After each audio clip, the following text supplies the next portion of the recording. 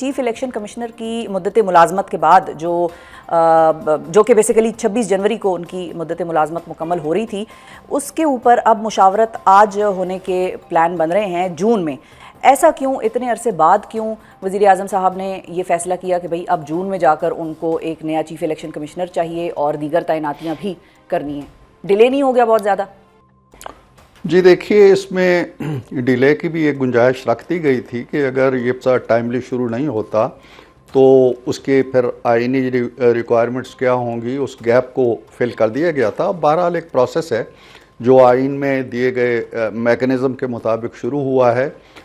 इसमें leader of the house और leader of the opposition की बाहमी मुशावरत होनी है। अगर इत्तफ़ाक़ राय नहीं होना है तो फिर कमेटी बननी है, उसमें नहीं होना है तो अल्टीमेटली ये सुप्रीम कोर्ट जाना है, या ये एक प्रोसेस है। कहीं ना कहीं किसी न किसी मरहले पे बात पाए तकमील पे पहुंच जाएगी और जो एक बड़ा अहम ओहदा है वो फिल हो जाएगा। उसमें मेरा ख्याल है कि अब जबकि प्रोसेस शुरू हो गया है तो ये मंतकी अंजाम तक पहुंच जाएगा।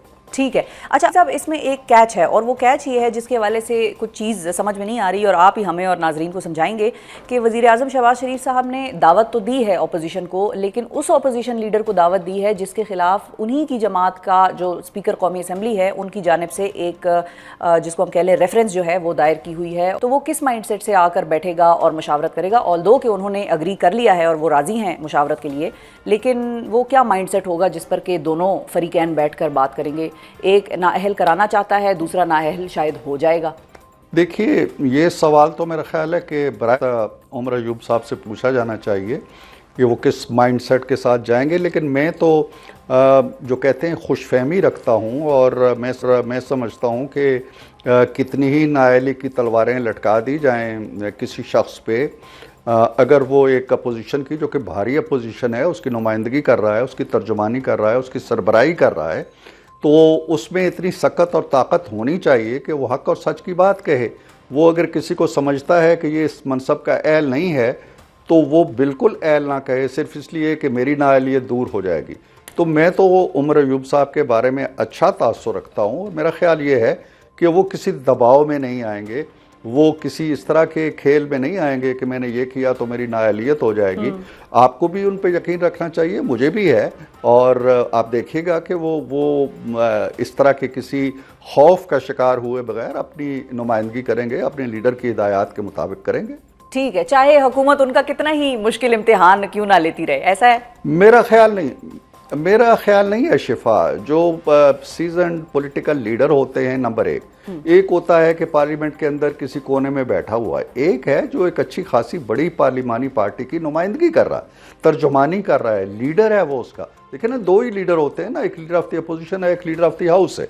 एक वजीर आज़म है तो दूसरे का दर्जा भी कमोबेश उसके बराबर होता है। अगर वो शख्स भी कंप्रोमाइज़ हो जाता है, अगर वो शख्स भी अपनी नाअहली के खौफ से एक गलत आदमी को वोट दे देता है या हुकूमत के दबाव में आ जाता है, फिर तो ये निज़ाम चलने वाला नहीं है। सही है। अच्छा, अब सेनेटर साहब 2018 में भी जो है इस किस्म की सिचुएशन सामने आई थी। उस वक्त इमरान खान और शहबाज शरीफ साहब जो थे, उन दोनों ने मिलकर ये फैसला करना था कि चीफ इलेक्शन कमिश्नर की तैनाती के हवाले से कौन सी शख्सियत होगी जिस पर के अग्रीमेंट होगा। उस वक्त मतलब जब मुशावरत हुई तो मुशावरत नतीजा खेज साबित नहीं हो पाई। आपको लगता है इस मरतबा भी ऐसा ही होगा? देखिए, आसान तो नहीं होगा, इसलिए कि जो पीटीआई नहीं, कोई भी जमात होगी, पीएमएलएन होगी, पीपल्स पार्टी होगी, वो अपनी लीडरशिप की इंस्ट्रक्शंस के मुताबिक, हिदायत के मुताबिक चलेगी। तो उमर अयूब साहब के सामने भी जब एक पैनल आएगा तो ऑफ कोर्स वो अपने लीडर से मशवरा करेंगे, अपनी पार्टी से मशवरा करेंगे। तो जो हतमी राय होगी वो तो लीडरशिप की होगी। वो अगर कहते कि हाँ, जिस नाम पे एग्रीमेंट बिल आखिर हुआ या एग्रीमेंट नहीं हुआ और वो बन गए चीफ इलेक्शन कमिश्नर, जो आज तक हैं, ये नाम बेसिकली खान साहब की तरफ से आया था और उन्होंने एग्री किया था इस नाम के साथ, और बाद में जो भी मसाइल हुए, लेकिन ये नाम उनका प्रपोज करता था। बाद में उन्होंने कहा जी कि मुझे फ़लाँ अलको ने कह दिया था, या मुझ पे ये दबाव डाला गया था, या मुझे कहा गया था जी कि ये बड़ा अच्छा आदमी साबित होगा, तो वो अलग बात है। लेकिन मेरा ख्याल ये है कि अब भी उमर अयूब साहब की जो राय होगी, उस राय के अंदर जो ज़्यादा वज़न होगा वो उनके लीडर का होगा। हमारे यहाँ शिफा बदकिस्मती से ये सारे मैकेनिज़्म जो मौजूद हैं, जहाँ कंसेंसस हो जाना चाहिए, बहुत कम कंसेंसस होता है। आम तौर पे बात फिर पार्लियामेंटेरियन की हाथ से भी निकल जाती है, लीडर्स की हाथ से निकल जाती है, या सुप्रीम कोर्ट चली जाती है या कहीं और चली जाती है। तो इस इम्कान को आपके भी मैं तो रद्द नहीं कर रहा। बिल्कुल सही है, क्योंकि अभी यहाँ पर एक रीसेंट हिस्ट्री है कि हुकूमत और पीटीआई आपस में बैठे थे और मुज़ाकरात की कोशिश हुई, लेकिन वो कामयाब नहीं हो पाई उस तरह से। तो इसलिए ये सवाल लोगों के जहनों में ज़्यादा है। जी हाँ, बिल्कुल। मैं खुद उस जो मुज़ाकरात थे उसका हिस्सा था। बिल्कुल। और अब ये कहना कि जी कि हमारी ज़्यादती थी या उनकी ज़्यादती थी, ज़ाहिर है कि हमारा अपना मौक़िफ़ है, उनका अपना मौक़िफ़ है। लेकिन जो ज़मीनी हक़ाइक़ हैं वो ये हैं कि ये मुज़ाकरात उनके कहने पे शुरू हुए थे। उनका डेलीगेशन स्पीकर साहब के पास गया था, स्पीकर साहब वज़ीर आज़म के पास गए, उन्होंने आमादगी ज़ाहिर की, उन्होंने एक कमेटी बना दी, दोनों कमेटियाँ बैठ गईं। अभी फाइनल हमारी तरफ से आज भी शायद जब हम बैठते हैं तो हम कहते हैं कि यार वो बैठ जाते तो हम ये इतनी बड़ी रियायत उनको देने को तैयार थे, लेकिन वो उससे पहले निकल गए उससे। तो मुज़ाकरात के हवाले से जो उनकी रिवायात हैं या उनकी जो हिस्ट्री है, वो कोई बहुत ज़्यादा हौसला अफजा नहीं है पीटीआई की। और इसमें एक और चीज़ है जिसका मैं इयादा करना चाहूँगा, वो ये है कि बाज़ औक़ात उनकी टीम जो होती है, नॉमिनेटेड टीम जो होती है, वो एग्रीमेंट कर लेती है कि जी हाँ ये बड़ा अच्छा है। ये जब जब उनकी हुकूमत ख़त्म हुई थी तो उसके फ़ौरन बाद एक एग्रीमेंट हो गया था हुकूमत के दरमियान, जो पीडीएम की हुकूमत थी और पीटीआई के वफद के दरमियान, कि जी हम मार्च में इलेक्शन करवा लेते हैं और ये कज़िया ताकि ख़त्म हो जाए और बात आगे चले। लेकिन इस पे जब वो लेके गए ये सारा एग्रीमेंट, तो खान साहब ने रद्द कर दिया। उन्होंने कहा नहीं तो मैं मार्च करके जा रहा हूँ इस्लामाबाद, और वो आए इस्लामाबाद।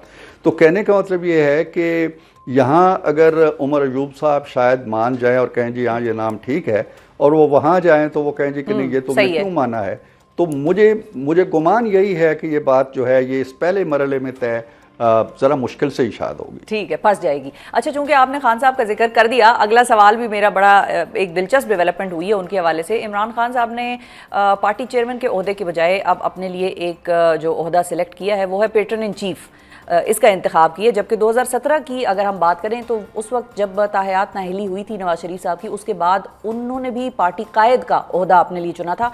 तो आपको इमरान खान का ये फैसला वैसे कैसा लगा, पेट्रन इन चीफ बनने वाला? इमरान खान भी आपको लगता है नवाज शरीफ साहब की तकलीद कर रहे हैं? अब मुझे कोई ख़ास इसकी मंतिक का समझ नहीं आई है। देखिए इमरान कौन से वाले फैसले की, खान साहब की या मियाँ साहब की? नहीं, मियाँ साहब का जो फैसला था उसमें तो एक फ़ैसला आ गया था ना, उसमें एक फ़ैसला ये आ गया था कि आप पार्टी लीडर नहीं रह सकते। स्पेसिफिकली ये फैसला आया था सुप्रीम कोर्ट की, साकिब निसार साहब ने कर दिया था। ठीक है। उनके उनके लिए तो एक मजबूरी आ गई थी कि वो कोई और पैरहान पहने, कोई और अपने सर के ऊपर कोई और कला रखें, कोई और नाम दे, उनकी एक मजबूरी बनी थी। इनकी एज सच इस वक्त कोई मजबूरी है या नहीं है, ये इन मजबूरियों से बेनियाज हैं।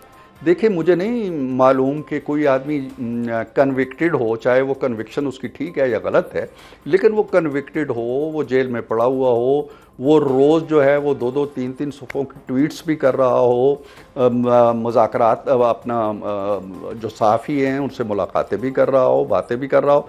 खान साहब इन सारी चीज़ों से मुस्तस्ना है। वो अपने लिए जो मर्ज़ी है लक़ब तजवीज़ कर दें, उन्हें हक़ है। जो टोपी वो पसंद करें अपने सर पे रख लें। लेकिन एक बात जो बिला शक व शुबा कही जानी चाहिए और हर जमात के बारे में कही जा सकती है कि नवाज शरीफ इज़ नवाज शरीफ। उसके सर पे सदारत की कलगी हो, वो कोई और नाम, वो कायद कहलाए, वो सरप्रस्त कहलाए, वो नवाज शरीफ है। खान साहब जो मर्जी है अपने लिए नाम तजवीज़ करें, उन्हें अपने ऊपर एतमाद होना चाहिए कि मैं इमरान खान हूँ, और मैं इमरान खान होते हुए मेरी पार्टी जो है वो सिवाय मेरे मुंह से या मेरे होंठों से निकलने वाली बात के किसी और पे यकीन नहीं रखती। तो मुझे नहीं मालूम कि उन्होंने ये लक़ब अपने लिए क्यों पसंद फरमाया है, या आगे चल के इसके कॉन्सिक्वेंसेस क्या हो सकते हैं। अली गौहर साहब पे इसकी कोई ज़ात पड़ सकती है, या कोई और निज़ाम अपनी पार्टी का क़यादत का वो वज़ा करना चाहते हैं, ये वाज़ेह हो जाएगा चंद दिनों में।